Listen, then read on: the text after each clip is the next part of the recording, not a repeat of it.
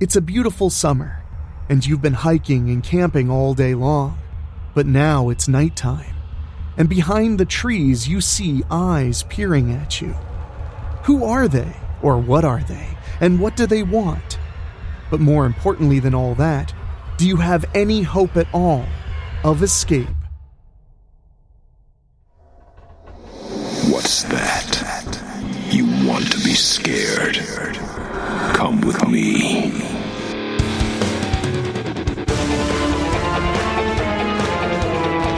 You will experience tales of horror, ghosts, and death. It is not recommended for the weak at heart. Listen in the dark. It's more fun that way. This is Weekly Spooky.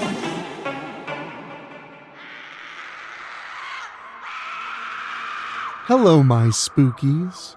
It's Wednesday, and you know what that means. It's time for a little spooky in your weekly. I'm your host and narrator, Enrique Couto, and we have a very, very fun and very double-sized, monster-sized, if you will, episode for you to enjoy. I wanted something that at least gave a little bit of the feeling of summer in America. As we just had the 4th of July yesterday, well, what could be more summer than camping? And what could be more terrifying when you hear a noise you don't recognize than camping?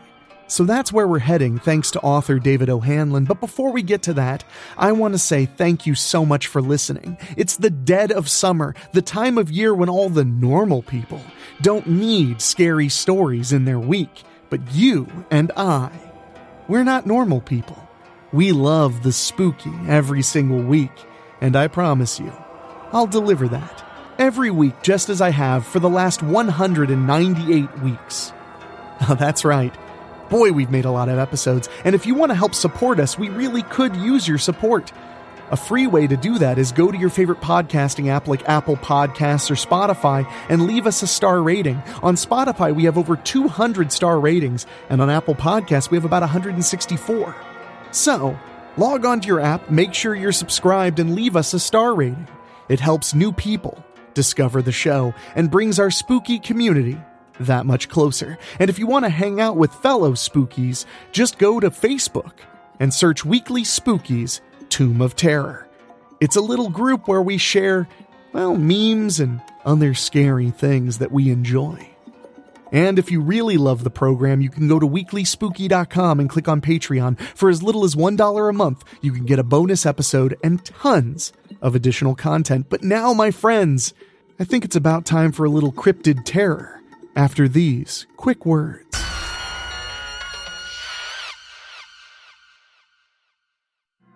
These Dark Woods by David O'Hanlon. It wasn't always like this, Lucy Burr said, lowering her voice. When I was a kid. You are a kid, one of the campers interrupted her. Lucy sneered at the ungrateful brat. At 17, she had at least 6 years on any of the scouts, and better things to do with a 3-day weekend than entertain the 5 rejects. The least they could do was keep their yaps shut long enough for her to scare the bejesus out of them. Timmy, let me tell the story, she said in her normal nasal whine before leaning in and clearing her throat. She began again in her spooky voice. When I was a kid, there was a summer camp on these very grounds. It was 4th of July weekend, 1976, and a record number of kiddies had come to Sweetwater Lake. There weren't enough counselors to go around for the big overnight camping trip. Buddy Dietz, the head of the camp, decided to let the older kids oversee themselves. Lucky, Timmy whispered to his best friend Paolo. Lucy jabbed a warning finger at the 2 youngest scouts. You might think they're lucky now, but without an experienced guide, or the scoutmaster's daughter, Rebecca, the oldest of the group at 11, whispered under her breath. Without an experienced guide, Lucy continued with growing frustration.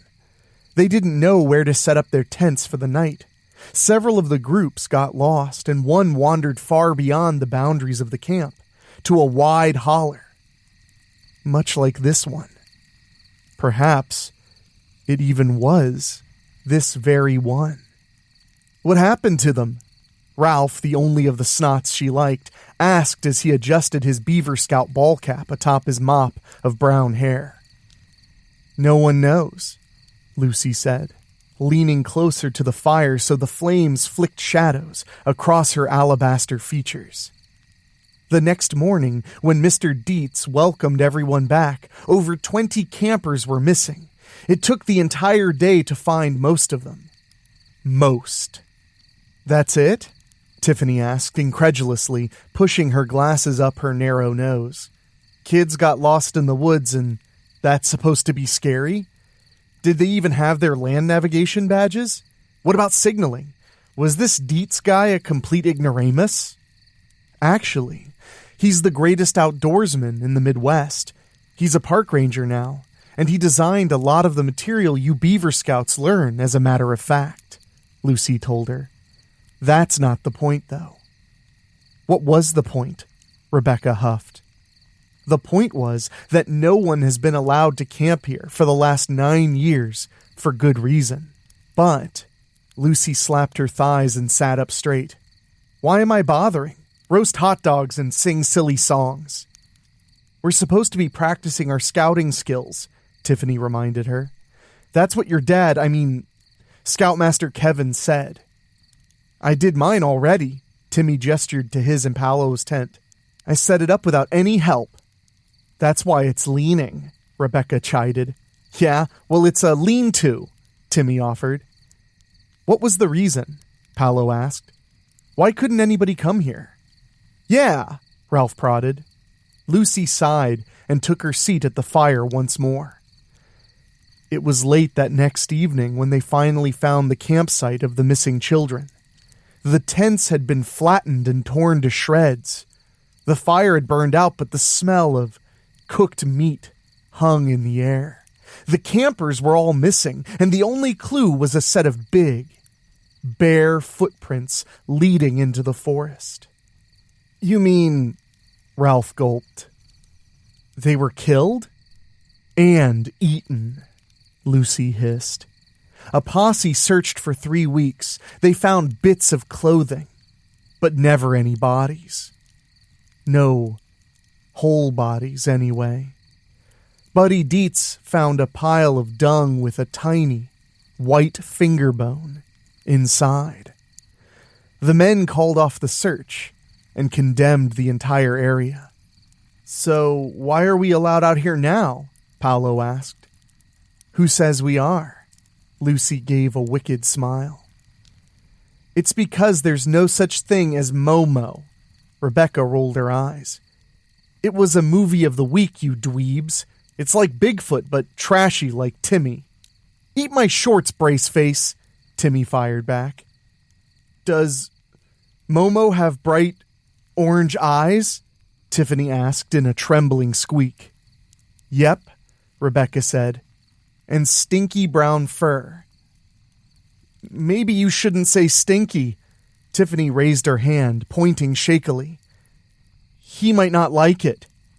A hulking figure lingered at the tree line. Its fiery eyes stayed locked on the campers as it lumbered through the brush. Lucy screamed, eliciting the same response from the others. Oh no, Rebecca rolled her eyes and laughed. You guys are such lame brains. It's Scoutmaster Kevin trying to scare us. It's working, Timmy muttered. Something slashed across the sky. The spear punched through Rebecca's chest, whipping her off the log. Paolo slapped his hands over his eyes and fell into a fetal position. Lucy leapt to her feet, looking between the dead child and the monster in the woods. The creature rushed forward. It howled and shrieked, swinging its arm around in a circle overhead. A stone launched from its hand and turned Timmy's skull into jelly. Lucy jerked Ralph to his feet and slung him away from the fire. Everybody run! She screamed. Get out of here! Ralph did as he was told. Tiffany bolted after him. Paolo just laid there, sobbing. Lucy started to leave him, then turned and scooped him from the ground. She ran as best she could with the boy cradled in her arms. Momo roared behind her, and she didn't dare look back. Her legs burned and ached almost immediately. A stone whipped past her head, spurring her on. Ralph was already out of sight, swallowed up by the dark forest. She hoped he'd find a safe place to hide until help arrived. Tiffany wheezed loudly ahead of her. The child stumbled but stayed up. All they had to do was keep running. Help would come. She'd almost caught up with Tiffany by the time she reached the trees. The little girl was a shadow flashing through the spears of moonlight that stabbed into the Hemingway National Forest. A twig snapped loudly. Something crashed through branches overhead. Lucy saw it for just a second as it swung through a palladium pillar of light. The log hit the child hard enough to burst her torso and lift her from the ground with a deafening crunch. Her ruptured body dangled from the sharpened stakes along the booby trap's length. Lucy stopped so abruptly that she dumped Paolo into the dirt. He cried out. She held her hand out for him, but kept her eyes on the forest. Momo, the Missouri monster, was supposed to be a kind of missing link. It made sense it used tools and set traps. It had 9 years to do so, completely undisturbed too. She tried to remember what she could about trapping. Her father and Buddy Dietz had been junior scouts together. He always told the story of how they set a snare with too heavy of a counterweight and tore a poor rabbit in half. It was still screaming and twitching when they found it. He wouldn't even wear the merit badge he'd gotten for it, and only skimmed over the subject when he had to teach it. She would need to keep her attention focused on their surroundings if she was going to get them to safety. She snapped her fingers until Paolo reached up and took her hand. She gave him a tug to bring him to his feet and knelt so they were face to face. "It's Momo," the boy said. "And we're Beaver Scouts," she said. "Beaver Scouts don't give a damn." The boy didn't get it. He just wanted to go home. So did Lucy. Over Paolo's shoulder, she watched the pendulum swing back and forth like a clock, with Tiffany's body stuck on it. The child's toes dragged the ground. She had to save one of them. Just one. She panned around looking for any sign of Momo. Nothing was out there. She felt relief for all of 2 seconds. The odds that anyone would stumble into a singular trap were abysmally slim. A good trapper set 2 close by, one to catch the animal, and the other along the path it would likely run if the first one missed. The realization sat sourly in the pit of her stomach. The monster wasn't chasing her and Paolo because the area was a minefield. All Momo had to do was wait until they stepped on the wrong twig. It was like picking a steak from a cooler at the Piggly Wiggly. It was grocery shopping. "We have to keep moving, Paolo," she whispered. "Stay behind me. Only step where I do." He nodded. They continued on deeper into the forest. Lucy thought about Ralph and wondered if he had found a hiding spot, or if he was hanging from a snare or skewered in a pit. She shook away the thought and helped Paolo over a tripwire. She found the second switch and moved them around. She didn't bother examining the trap it would set off, but caught a glimpse of 3 spikes hiding in the underbrush. They skirted an oddly littered patch of earth in case it covered a deadfall and nearly set off a snare immediately beside it. It went on like that for several more minutes. They didn't find Ralph's body, which gave Lucy hope. After an hour of walking without finding any more triggers, she let Paolo rest next to a rotting stump of a downed tree. Lucy sat on the fallen trunk next to him and tried rubbing the cramps out of her thighs. She tousled his hair. She wanted to tell him they'd be safe, and she thought it was true. Momo wouldn't be chasing them because it would be busy butchering the children. She would survive because 3 children hadn't. She turned and puked. When she was finished, she sat up and wiped her mouth on the back of her hand. Lucy slid off the log to sit next to Paolo. A sharp whistle cut through the darkness, and an arrow split the bark of the log between her and the boy. Lucy pulled Paolo down and pushed him under the tree. Another whistle pricked her ears. The stone point took off her pinky and embedded in the rotten timber. Lucy pushed away from the tree, tearing the last strand of muscle keeping the digit attached. Paolo shrieked and hid his face in his arms. She rolled next to him. "You have to stay quiet," she whispered as best she could. "I'm going to lead him away." She pushed herself up as an arrow stuck into the ground where her head had been. The glowing eyes froze suddenly. Lucy took a breath. It was preparing another arrow. She heard the whistle and dived to the left, rolling through the detritus. She came to her feet and sprinted away, glancing back to make sure it was giving chase. It wasn't. It lumbered in a straight path toward Paolo.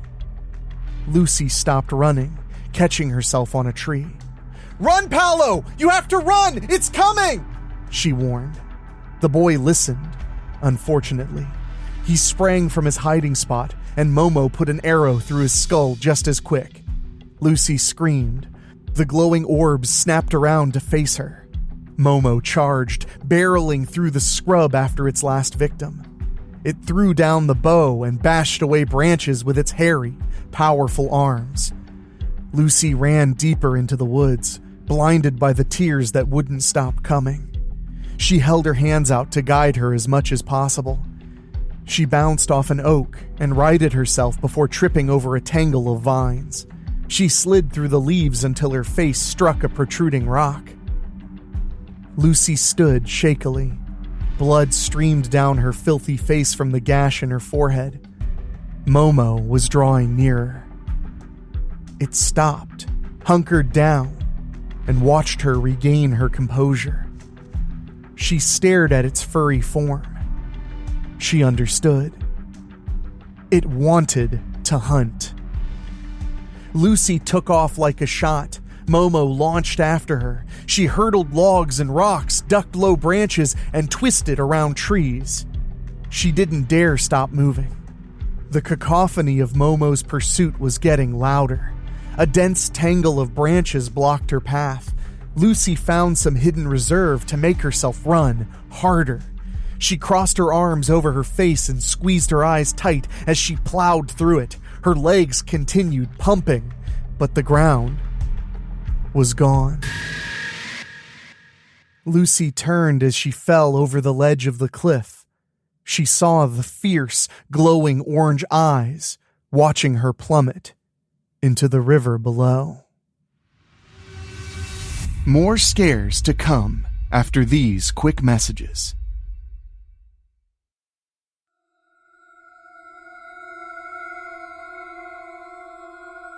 Lucy Burr snapped awake, soaked in sweat. The nightmares came whenever she drank too much, which was whenever she ventured into civilization. Lucy flopped back and rolled onto her side. She'd washed up in Sweetwater Lake and regained consciousness 2 days afterwards. When rumors spread about what she'd seen, Buddy Dietz came down to lead the search himself. Just like before, the children's bodies were never found. They even came up empty-handed on the traps she'd told them about. There were no signs of murder or Momo. In the end, everyone made up their minds to blame Lucy. Whenever she went to town for supplies, they reminded her of that. Then she went home and drank herself into a mild coma. And it was that night all over again. Lucy reached for the hot, half-full bottle of Pabst and took a swig. She rubbed the long scar on her forehead and thought about those damned eyes watching her fall. It had been 7 years and she remembered them like yesterday. She closed her eyes and slid open the door. The blazing daylight sent razors slicing through her eyelids, straight into her brain. She turned away and crawled to the front of the van to grab her aviators from the rearview mirror. She slipped them on and clambered out of the van. Her father didn't believe her story about Momo any more than the rest, but he didn't buy their version either. He'd given her the old camp van so she could start over somewhere else. She kind of had. Lucy drove around the country without direction for the first 2 years of her hermitage. She used all the skills her dad had taught her to provide food. Odd jobs and the occasional theft provided the fuel. She'd become a competent outdoorswoman in that time. A trio of hikers went missing in the same vicinity as before. Game and fish quarantined the whole area around the lake, from the old campgrounds up to the peak where she'd seen Momo. They said they were creating a game preserve, but they were just scared shitless. It gave Lucy a measure of closure that Momo wouldn't be eating any more kids. Then, one night in the spring of 1990, she picked up a hitchhiker that told her a familiar story. The man's brother had gone missing while poaching deer in a game preserve near a secluded lake in Missouri. She returned home later in the week using an old logging road to access the forbidden territory. Then the real work began. Once Lucy finished her morning bath, she got dressed and pulled the kayak down from the roof of the van. She took it across the lake to the old campgrounds. Everything was filthy, covered in cobwebs and dust, and plenty of leaves that had blown in since it was abandoned. One building had collapsed entirely after a torrential storm. Another belonged to a family of raccoons that scared her far more than Momo. She eased open the door of the counselor's cabin. The roof was partially caved in, providing ample sun for her to consult her map. Every day, for almost 2 years, she followed the same routine. First, a morning bath to wash off the smell of civilization. Then she checked the map she'd stolen from a ranger station and marked the daily destination. That was followed by calisthenics and then out into the woods by noon. Momo had never been seen during the day, so she figured it was safe enough. Lucy made sure to step carelessly whenever she was in his territory. She displaced rocks and broke branches, carved initials into trees, sprayed perfume, and dropped her litter in plain sight. When she finished up for the day, she took a careful path back to the van, leaving no trail at all. Lucy moved her finger from one blue X to the next. Each represented a Momo sighting. Her encounter was marked with a red one, as was the destroyed campsite from '76. They formed a very clear picture for her, the territorial range of an apex predator. Dashes in green marker indicated the areas she'd hiked. They were the most likely game trails Momo would hunt along. She polluted his domain and made her presence known in and around every sighting. She gave the summer camp one last inspection, and then went outside. It was finally time. Lucy rowed across the lake and stashed the kayak. Like every other trip into Momo's terrain, she made a mess of things. She took the bottle of designer imposter perfume from her khaki shorts and threw it hard against a tree. The glass shattered and the breeze immediately carried the pungent scent up the mountain. Once she reached the holler from that night, she took a break. She sat on the log where Rebecca had died and placed her knapsack in front of her. She pulled out a Walkman loaded with the girl's favorite tape, Spring Session M by Missing Persons, and a can of Pib. The soda was the drink Paolo had requested they bring on the trip. Lunch consisted of a bologna sandwich. It was the only thing Timmy ever brought camping. For dessert, she had Ralph's favorite candy bar, a Butterfinger. When she finished eating, she sang the Beaver Scout anthem, which Tiffany was proud to have learned in 2 different languages for an extra merit badge. She checked her Timex. Right on schedule. After the memorial, she headed back down to the van. Only this time, she made sure to leave a trail. She carved the names of each child into a tree and dropped the empty candy wrapper at its roots. The last 30 yards of the hike, she dug her boots into the earth on each step for a nice, clean print. Lucy slid open the van door and retrieved the necessary supplies for the evening. She unfolded a lawn chair in front of the fire and started grilling a well-marbled ribeye. The succulent aroma rose on twisting fingers of smoke into the pink-orange dusk above. Music played from the van's stereo just loud enough to be heard, but not loud enough to drown out any warnings. Lucy rubbed the nub where her pinky had been. Despite the age of the wound, it throbbed like arthritis before a storm. Only the storm seemed to have stalled. Lucy threw the fourth empty bottle into the fire. The steak sat heavy in her stomach and had been a damn fine final meal if that's how the evening played out. She reached for the fifth Pabst. "Where are you, you miserable skunk ape?" She pried off the cap. There were stories everywhere she'd been about things like Momo. She kept a spiral-bound notebook in the glove box with all that she'd heard over. One thing that all the tales agreed on was that the beasts were territorial. She knew the trail back to her van would be too sweet a bait for it to pass up. The creature was coming. She took a sip of beer. What's taking so long? Lucy woke up to a stray beam of dawn stabbing into her eyes. She should have stopped at one beer. She rolled onto her side. Momo hadn't come for her, so she'd have to make another trip out. She hypothesized the creatures kept to a range of no more than 100 square miles. However, sightings of Momo around Sweetwater Lake were always at the same time of year. The bastard was home, and she'd been intruding. She knew it wasn't afraid of her. Lucy squinted at the window of the van's sliding door. She snapped upright. The 4 bloody lines ran parallel across the glass. Lucy kept her eyes on the marks while her hand slithered under the pillow for the Ruger Blackhawk. The sturdy revolver was loaded with overpressured flat-nosed rounds that could drop a grizzly in one try. Lucy crawled on her knees listening for any abnormal sounds outside as she reached for the door. She threw it open and whipped the pistol up in a flash. Only the hangover attacked her. The world spun and her stomach knotted, but she forced herself to focus. She stepped out of the van and knelt. Big, bare footprints were easy to spot, as was the hollowed-out bobcat carcass Momo had discarded next to her front tire. She closed the door to investigate the bloody markings. Round, steady, no claws, she whispered to herself.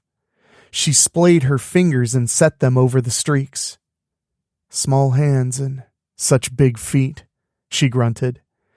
You know what they say about a monster with small hands. Her eyes followed the markings to the front of the vehicle, and to the thing left hanging there. Her thumb moved the revolver's hammer to the fully cocked position. Fear and anger made her legs heavy.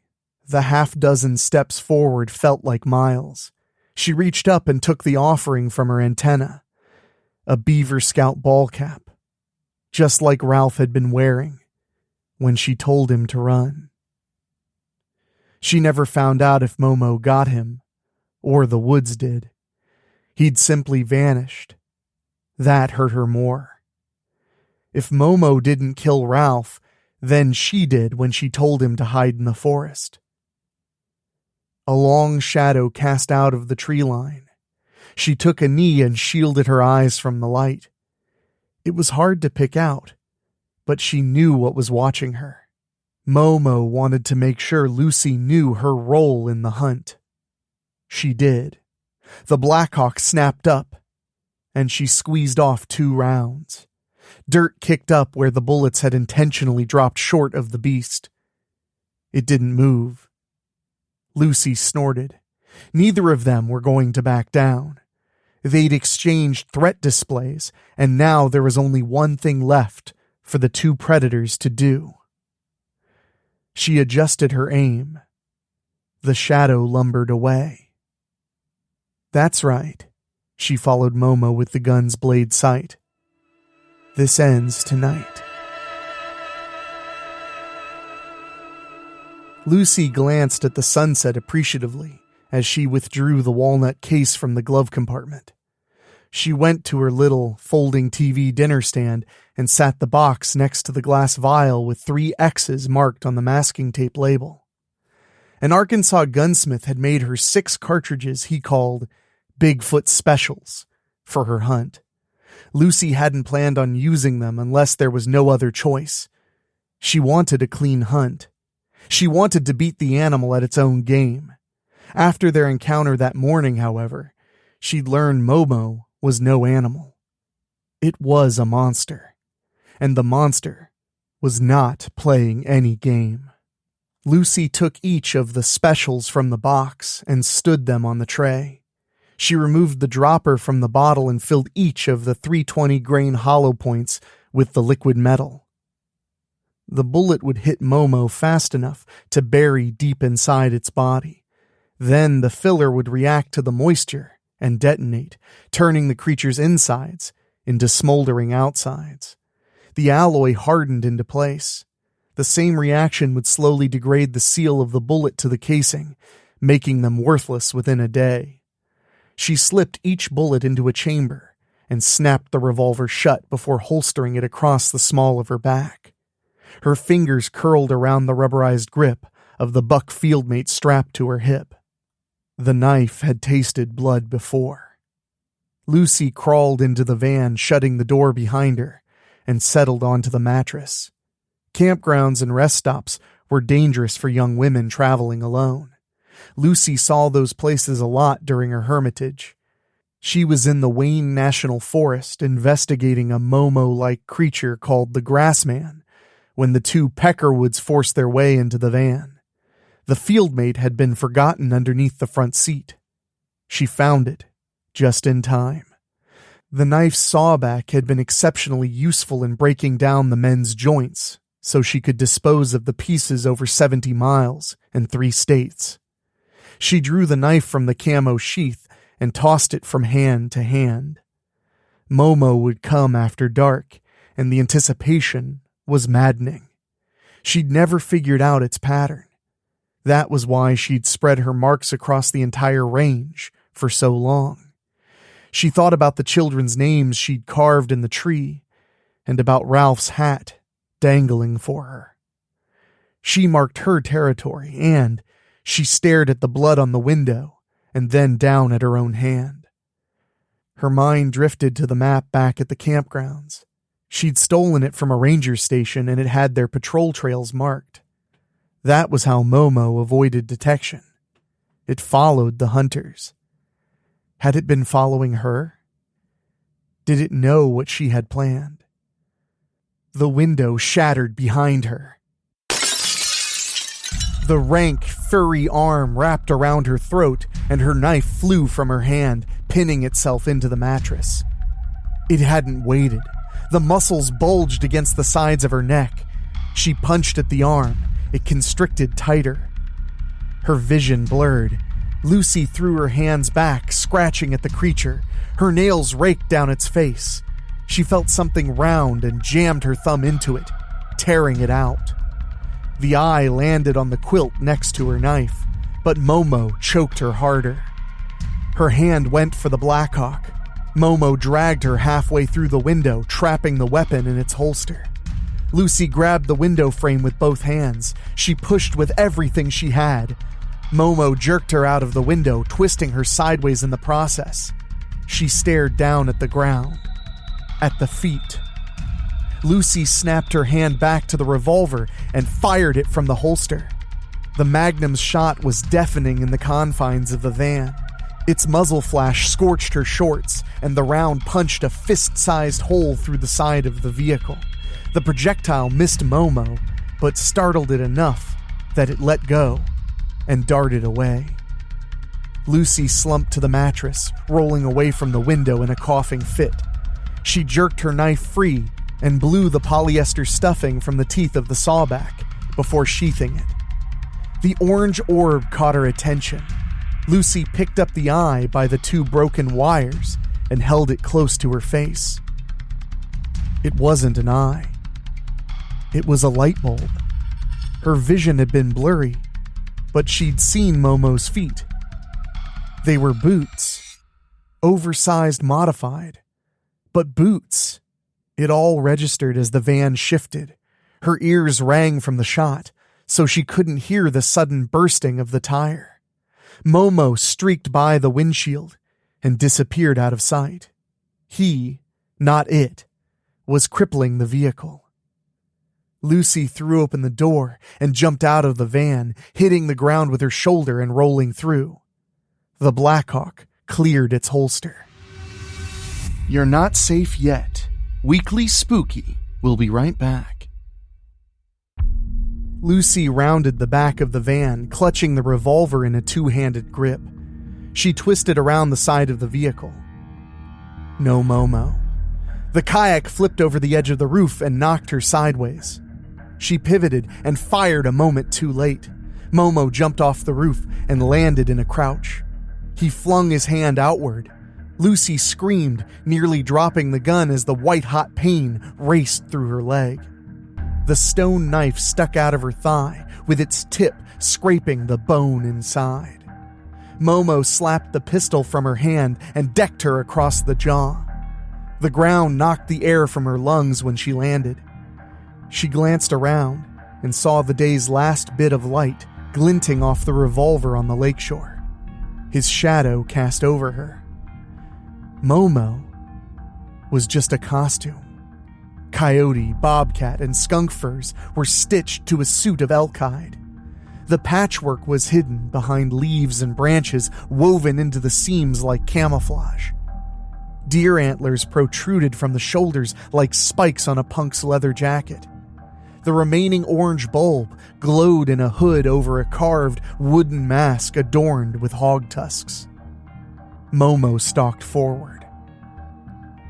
Then, Momo spoke to her, but between hearing damage and her own screams, she couldn't make it out. She crawled backward until she got her feet under her. The muscles tensed around the flint blade bisecting her quadricep. She forced herself to stand and wave him on. He accepted the offer. Momo charged into her with his shoulder, knocking her off her feet again, and closer to the revolver. She grabbed the weapon and clambered to her feet. Momo's fist pounded onto the back of her neck, driving her to her knees. He grabbed her throat and slammed her into the ground, throttling her. Lucy brought the pistol up, but Momo grabbed the cylinder, jamming his thumb in front of the hammer so it couldn't fire. Sweetwater's cool evening waters lapped over Lucy's shoulder. She pressed the barrel toward Momo's face, and he pushed against her efforts. His hand moved from her neck to her face, forcing her head into the lake. Lucy saw the gun through the thrashing water. The gun loaded with its highly reactive Bigfoot specials. She twisted her face until she got a bite on the web of Momo's thumb. He jerked his hand back, but she kept that piece clamped between her teeth. She sat up, spat the morsel at the mask, and wrestled the gun under his chin with both hands. He shoved it away hard. "Fine," Lucy growled. "Keep it." Lucy let go of the gun, causing Momo to fall forward and plunge the weapon into the lake. The lake flooded the chambers, hitting the liquid metal alloy. The muffled whoomph of the explosion was followed by the roar of agony. Momo raised his arm, gawking at the tendrils of ruined flesh flailing from the pulpy stump. Arteries spurted from the furry sleeve of his costume. He clutched his forearm to his chest. Lucy's fieldmate buried into Momo's navel. She tore the mask away from his face and clutched the back of his neck. "You're just a man," she said. "That's how you die. Not a monster, not a legend, just a fucking man." Lucy worked the knife back and forth, using the sawback to open his torso. Intestines slithered into the lake like water moccasins. The knife grated against Momo's sternum. She twisted the blade up. Momo slumped to the side. His weathered face was splattered with the blood burbling out of his mouth as he whispered something. Lucy knelt beside him and pushed the hood back. The man was old with chubby jowls. She cocked her head to the side. The half moon wasn't giving her much to work with, but she recognized him. She was sure of it. "Buddy Dietz?" she gasped. It all made sense. Lucy sniffled and then snickered. She watched Dietz's eyes glaze over, then laughed at herself for believing Momo was real for so many years. She looked at the silhouette of her van, and suddenly, nothing was funny anymore. She had a notebook full of Bigfoot stories. How many of them were sick bastards like Buddy Dietz? For that matter, how many were Buddy Dietz? Boggy Creek, Honey Island, Dewey Lake. They were a couple of days' drive, and all the sightings started around the same time. Her mind connected the dots until the arrow whizzed past her ear. Lucy stared at it sticking out of the shallow water, then looked around. Another disappeared into Buddy's corpse with a wet thwack. She saw the two glowing eyes as another Momo ran along the shore. Lucy grabbed Buddy around the neck and backstroked onto the lake, dragging him in a rescue carry that shielded her from another arrow. A final shot pierced the sole of Buddy's boot. Lucy dragged him along until she was sure she was out of range of the archaic weapon, then let him sink to the bottom of Sweetwater Lake. She turned over and swam as fast as she could toward the camp. Whoever the second killer was, he would know that that was the only place for her to go. After 10 minutes, she rolled onto her back and let herself float. She needed the rest. She'd timed the routes around the lake to the camp several times. Her pursuer would take 45 minutes to run the distance. The kayak would have been faster, but she could swim it in 30. Worst case scenario, she had 10 minutes of lead time on the second Momo. She stared up at the hunter's moon and thought about that. Next time on Ricky Lake, she chuckled, psychos that dress up as Bigfoot and the women that love them. Break's over, Burr. Get moving. She turned to her chest and started swimming again. When she finally made it to shore, she stayed low to the ground, watching for the orange lights. Things looked clear. She crawled all the way to the counselor's cabin to be sure. She stood and took a better look around. Still no sign of the killer. She pushed the door open and went inside, securing a hook through the eyelet screwed into the door jamb afterwards. She went to the window and busted one of the remaining panes with her elbow. In the still and quiet game preserve, the falling glass sounded like a cannonade. Lucy retrieved her first aid kit and took a seat on the corner of her desk. Once her leg was patched up, she tossed the surplus medic's bag to the floor and leaned back. Her hand slipped on something and she raised it to her face. Moonlight revealed a dark stripe on her palm. She sniffed it, wondering if a raccoon had made a latrine in the cabin. The mystery substance didn't smell like shit. She dabbed her tongue to it. Lucy swallowed hard and found where it had come from. An empty Butterfinger wrapper. "You forgot about the kayak," the gentle voice said from behind the fallen roofing. "It took you longer to swim here than I thought it would. I was starting to think you'd drowned out there."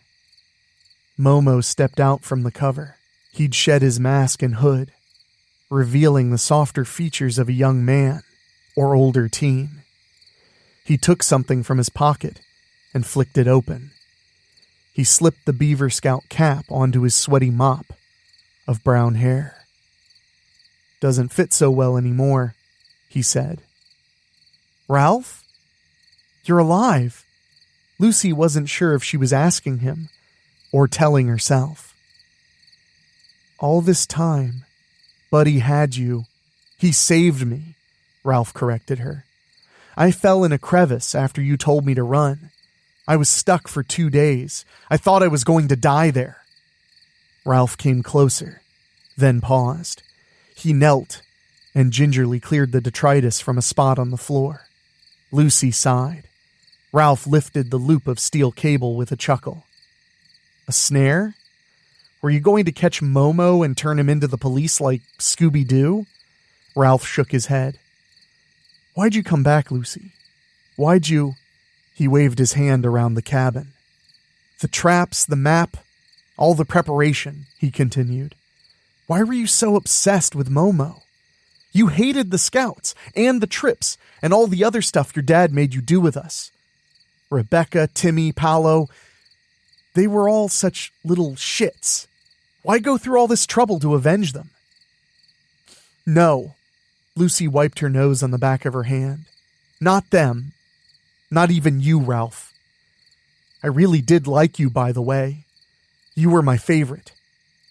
They blamed me for what happened. Said I got you all killed. My dad sent me away. Banished me from my own home and the only town I'd ever known. It's really not that great of a town. It isn't. The people are terrible, Lucy said.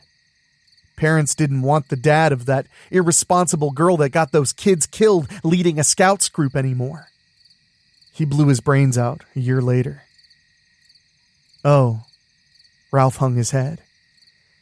Scoutmaster Kevin was always nice to me. He gave me my first merit badge. He gave a lot of kids their first merit badge. I can't let you leave, Lucy.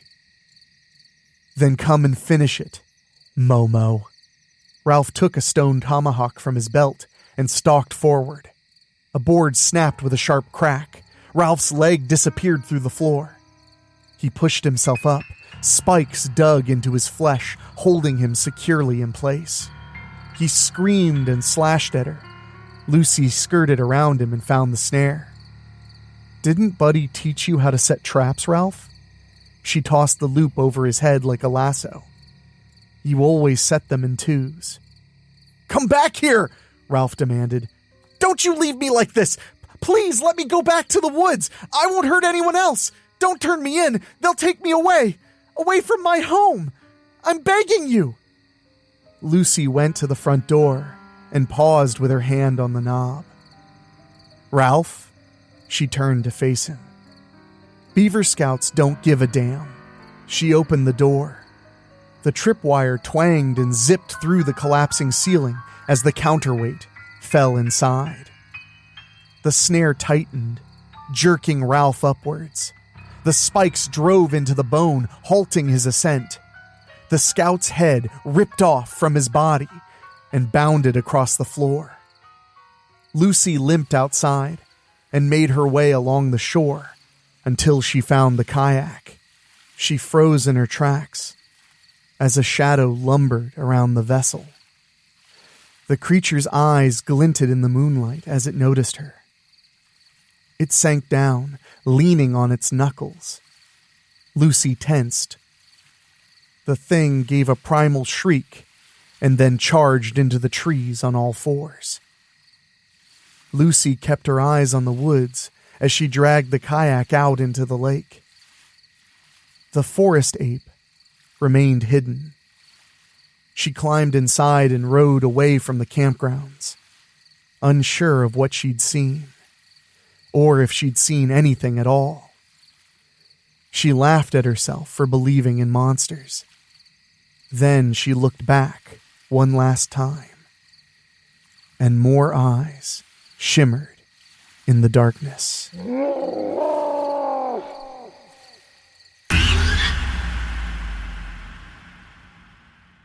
Well, I have to say that story definitely hit the spot. Pardon the pun, but I have been enjoying some barbecue and cookouts. I hope everybody in the United States had a very good and relaxing 4th of July. I'm actually recording this on the 4th of July, and so far so good. I'm about to make some hamburgers and hot dogs, and of course, keep my eye out for any orange eyes in the distance. That was such a great story to kick off the Summertime Spookies. And I'm happy to have it here. And I'm happy to have you all here with me. And speaking of having you all here with me, if you haven't already, please consider joining our Patreon. For as little as $1 a month, you get bonus episodes, a ton of extra content, and my undead gratitude. And if you love cryptids and you can't get enough of Bigfoot, why not go to Tubi? Yeah, that's right, Tubi TV, where you watch TV and movies for free, and search Boggy Creek the series. It's a television series directed by me and produced by me, and I know you'll have a real good time with it. 6 episodes, perfect for binge watching. And speaking of all the folks who help us keep the spooky coming every single week, I want to say an extra special thank you to our Patreon podcast boosters, folks who pay a little bit more every month to hear their names on the show. And they are Bobbletopia.com, Megan Hua, Julia Kirsch, Brent McCullough, Steve King, Karen Weemet, Jack Kerr, and Craig Cohen. Thank you all so much, and if you want to hear your name on the end of every program, just go to weeklyspooky.com, click on Patreon, and select the podcast booster tier. Oh, you get everything you could ever hope to get as far as bonus materials, spooky stuff, and movie-related content. But now, my friends, it's about time for me to wrap it up, but I look forward to bringing you a very fun, very creepy compilation this Friday, so keep an eye out for that. But until next time, for myself, for my producer Dan Wilder, for my executive producer Rob Fields, and our composer Ray Mattis, watch out for Momo, and I'll talk at you later. Bye. Thank you for listening. Make sure to find your way back next week. But for now, you are safe. Trust me.